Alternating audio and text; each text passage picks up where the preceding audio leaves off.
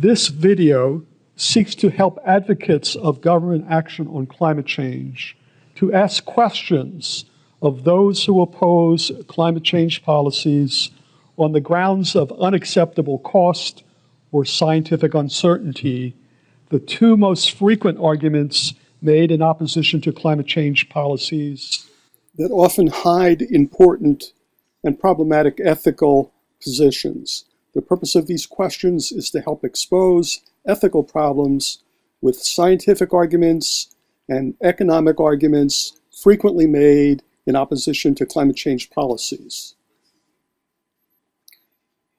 The frequent argument made against proposed climate change policies and laws are that these policies and laws cost too much, or they fail to satisfy a cost-benefit analysis, or they will harm the economy or a specific industry.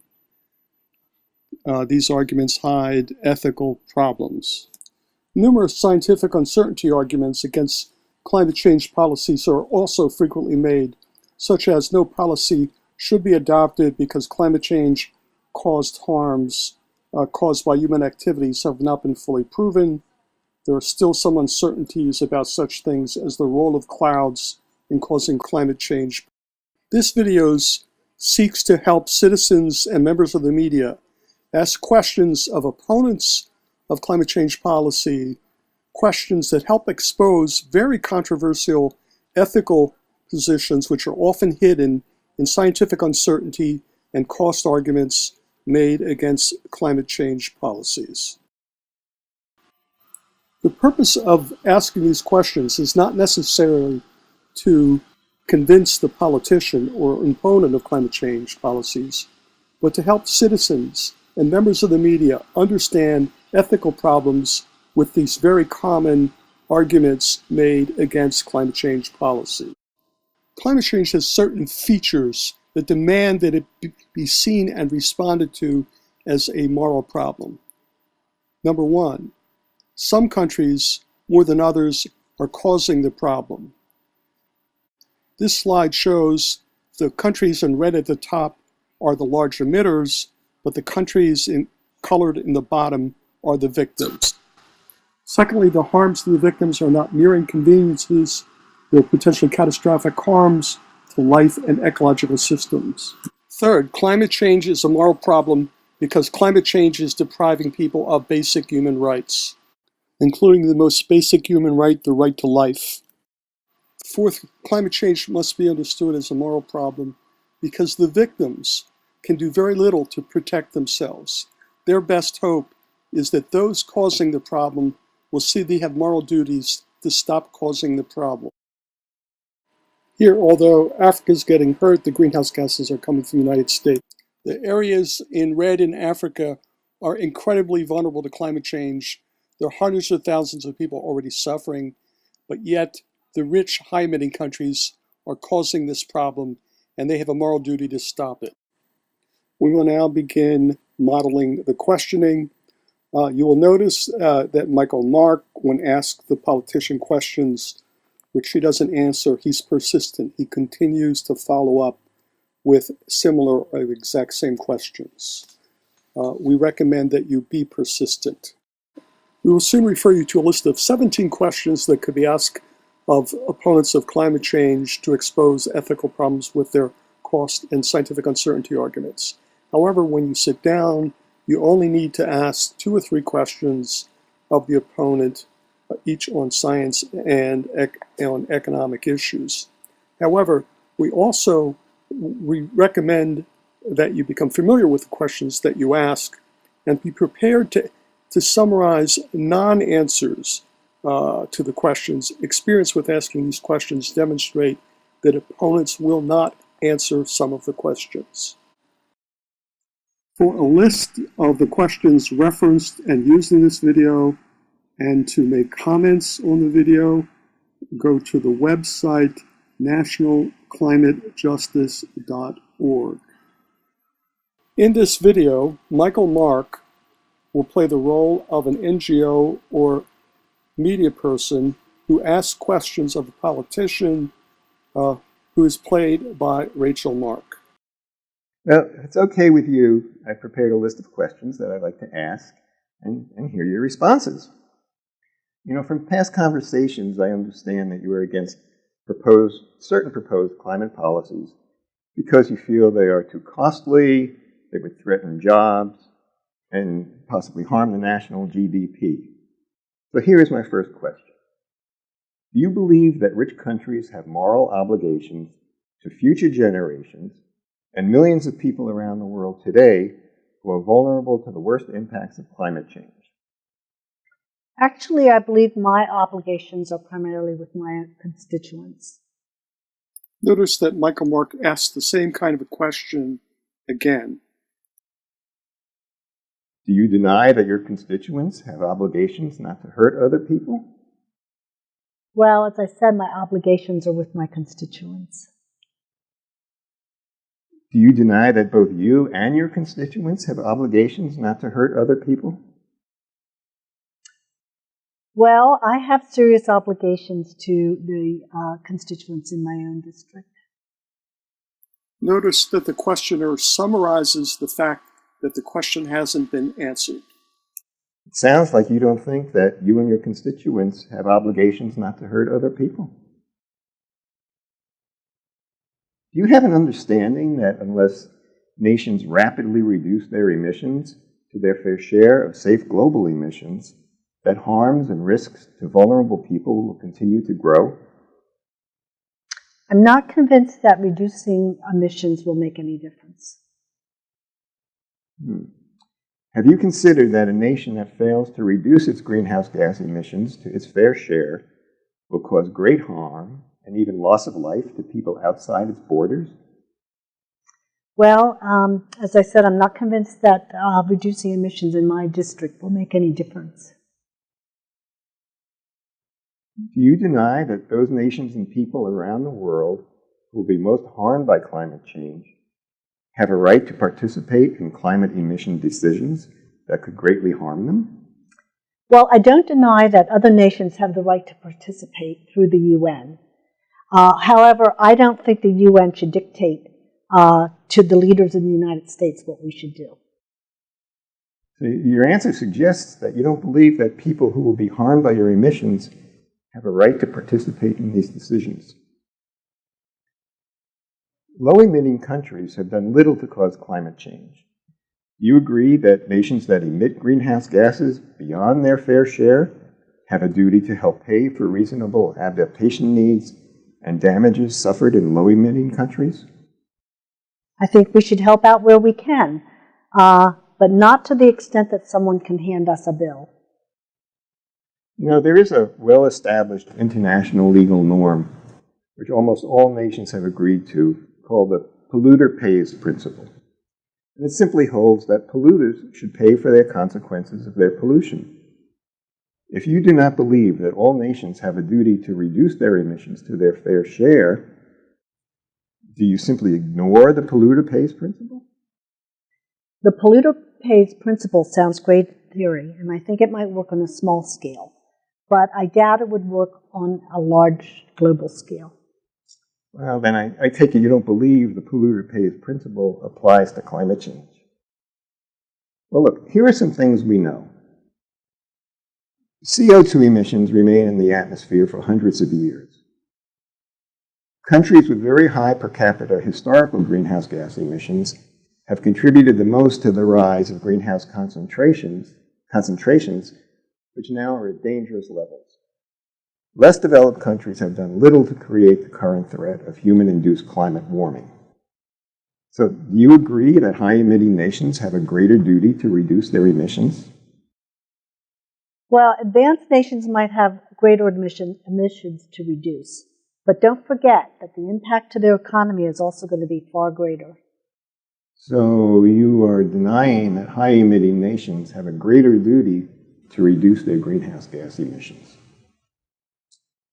I've heard you say that our country couldn't or shouldn't have to reduce emissions until China takes action. That is, our country should not adopt climate change policies because our economic competitors, such as China, have not yet adopted similar policies.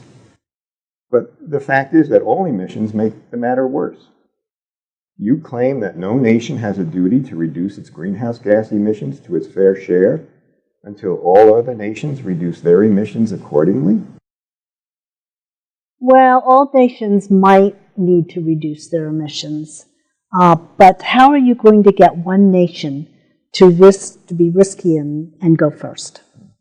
I'm hearing, I'm taking from your answer that even though our emissions are making the matter worse, we need not make reductions until China does the same.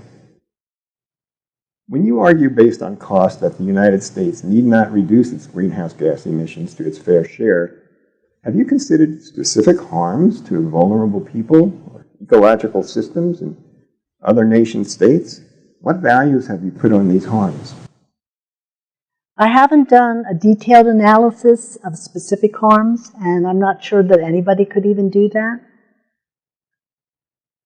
So it sounds like you have not considered the harm suffered in other countries due to our emissions. Do you agree with the promise made by all nations in Paris in 2015 that all nations should adopt policies and measures to limit warming to as close as possible to 1.5 degrees centigrade, but certainly no more than 2 degrees centigrade? Well, I guess I doubt that any promise can be kept. Your answer implies that we don't have to do anything to keep our promise to limit warming to 1.5 to 2 degrees centigrade. The prior questions were designed to help expose ethical problems with cost and economic arguments made against climate change policies. We're now going to have a series of questions that help expose the ethical problems with using scientific uncertainty as an excuse for not taking action. Among other ethical problems with using scientific uncertainty is the fact that once it's established that you're engaged in very dangerous behavior, a person can't use the fact that everything is completely proven as an excuse for doing nothing, particularly when the harms are great. Most of the science is not in contention, and the victims haven't consented to use uncertainty as an excuse for putting them in more danger. Spoken out against proposed climate policies because you believe there is scientific uncertainty about whether human activities are actually creating a huge threat to vulnerable people and to the ecological systems on which life depends. Permit me to lay out a little groundwork here for my next question. Here are a couple of things we know. There are some scientific uncertainties with respect to climate change, but virtually all of the world's leading scientific organizations, such as the Academies of Sciences in dozens of nations around the world, have said that waiting to take action on climate until all scientific uncertainties are resolved could lead to catastrophic harm to millions of people. Are you arguing that a government need not take action on climate change until all scientific uncertainties are resolved, even though such an action could lead to catastrophic harm? Well, I've heard some very smart people talking about climate change, and they say it's not going to be as bad as other people claim. Well, so far climate change impacts have been relatively gradual. The mainstream scientific view holds that there, however, is now evidence of the start of accelerated changes in the climate system. In the near future, there could be abrupt, rapid acceleration of climate change impacts. Such changes could outstrip the ability of some people and nations to adapt. Given this information, do you think high-emitting nations should be able to use scientific uncertainty as an excuse for non-action? Well, there have always been ups and downs of climate, as we all know. And once again, there may be changes in the climate, but I don't think the government needs to be involved. I take it from your answer you believe that there's no strong evidence for the conclusion that humans are causing climate change. Are there specific scientific sources that you rely on to conclude that there is reasonable scientific dispute about human causation of climate change? Well, I think I have many reliable news sources, including TV and online. And I don't have time to read science news, but I do trust my own sources. then your opinion is not based on mainstream science, is published by such groups as the American Association for the Advancement of Science and the American Meteorological Society. The mainstream scientific view of climate change holds that the Earth is warming, the warming is mostly human-caused, and harsh impacts from warming are very likely if we continue business as usual. In addition to the groups that I just mentioned, there are many organizations that support the mainstream scientific view. In fact, the American Academy of Sciences reported that 97% of scientists who actually do peer-reviewed research on climate change support the mainstream view. On what specific basis do you disregard the mainstream view that I've just outlined with supported references? Well, I must say that I don't really trust most science organizations because they tend not to publish views that are different from their own.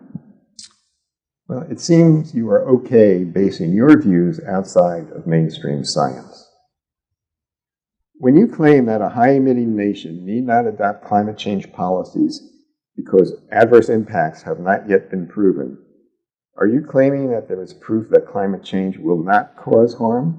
If so, what is that proof? I'm not claiming anything. I'm just saying we really don't know. So you are saying it is okay to do something that mainstream science says will cause harm. In 1992, the United States and almost every country in the world ratified a treaty called the United Nations Framework Convention on Climate Change and agreed in that treaty not to use scientific uncertainty as an excuse for postponing climate change policies. Do you believe this government is now free to ignore this promise and refuse to take action on climate change on the basis of scientific uncertainty? 1992 was a very long time ago, and I think we need a restudy. So the U.S. doesn't have to honor its treaties and promises?